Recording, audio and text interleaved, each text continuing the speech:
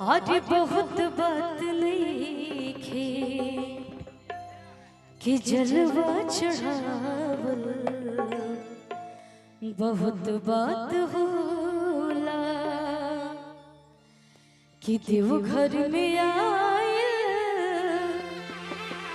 बहुत बात नहीं खे कि कांवर उठावल, बहुत बात होला कि गंगा नहाए, बहुत बात नहीं है। गंगा नहाए बहुत बात नहीं है। जलवा चढ़ावल बहुत बात होला, जलवा चढ़ावल बहुत बात होला। देवघर में